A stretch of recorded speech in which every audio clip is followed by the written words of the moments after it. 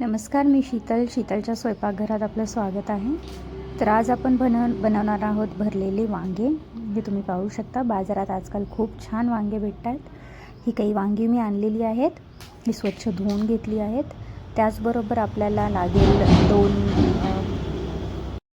दोन कांदे आणि एक टोमॅटो. हे आपल्याला करीसाठी यूज होईल. त्याचबरोबर इथे शेंगदाणे, लसूण, कोथिंबीर, हिरवी मिरची आणि खोबरं मी घेतलेलं आहे. हे सर्व आपल्याला व्यवस्थित भाजून व्यवस्थित मिक्सरमधून एकजीव करून घ्यायचं आहे, वाटून घ्यायचं आहे. आता मी मिक्सरमध्ये वाटून घेते. तुम्ही पाहू शकता अशा प्रकारे त्याची पेस्ट तयार करायची आहे.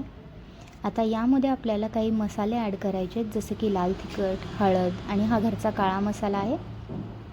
हे मी व्यवस्थित मिक्स करून घेतलं.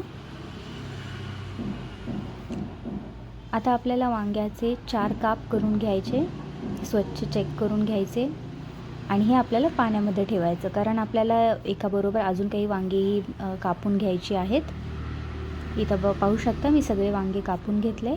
त्यामध्ये हा मसाला असा फिल करायचा, हा व्यवस्थित फिल करायचा, चारी बाजूनी दाबून तो भरायचा अशा प्रकारे.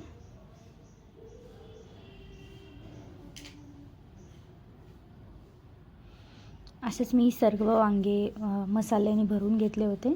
त्याचबरोबर थोडा मसाला शिल्लक राहिलेला होता, हा आपण करीमध्ये यूज करणार आहोत.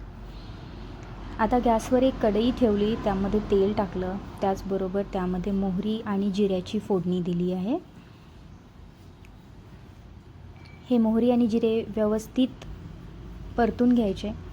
त्यानंतर आपण जे 2 कांदे घेतले होते ते बारीक कापून घेतले, त्यामध्ये ते ॲड करायचे आणि परतून घ्यायचे.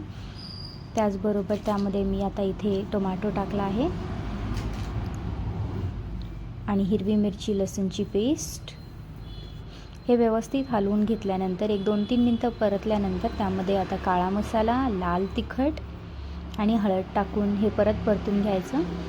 याच्या प्रमाणात तुम्ही पाहू शकता, आपण ऑलरेडी वांग्यामध्ये जो मसाला भरला आहे त्यामध्ये तिखट टाकलेला आहे, सो इथं थोडं कमीच टाका. हे तुम्ही पाहू शकता. आपण जेव्हा 5 मिनटं त्याला परतून घेतलं, आता जो आपला मसाला वांग्यामध्ये आपण फिल केला आहे, तो जो राहिलेला मसाला होता तो मी या कढईमध्ये टाकला आणि तो मी व्यवस्थित परतून घेते. आता यावर झाकण ठेवून 5 मिनटं वाफवून घेतल्यानंतर मीठ टाकलं. तुम्ही पाहू शकता हे एकदम एकजीव झालेलं आहे. आता यामध्ये आपल्याला वांगे टाकायचे आहेत.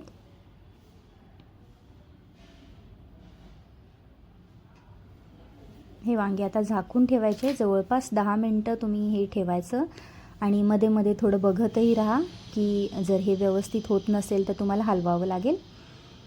आता तुम्ही पाहू शकता हे आता एका साईडनी वांगे शिजलेले आहेत, पण यामध्ये पाण्याची गरज वाटते, तर यामध्ये थोडंसं पाणी ॲड करायचं अशावेळी. हे खाली मसाले चिकटले नाही पाहिजेत.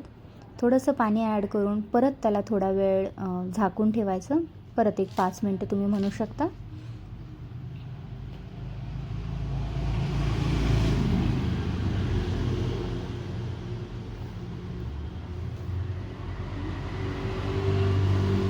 आता इथं कोथिंबीर आपण टाकणार आहोत.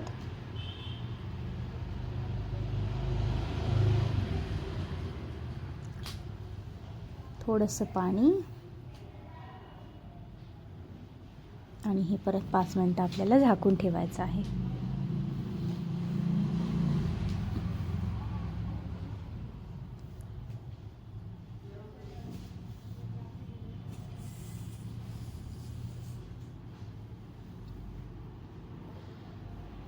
आता तुम्ही पाहू शकता,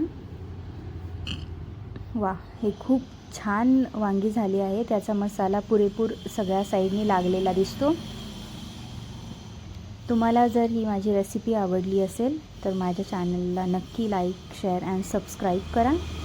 अशाच नवीन व्हिडिओसहित आपण पुन्हा भेटू. Thanks for watching. Bye bye.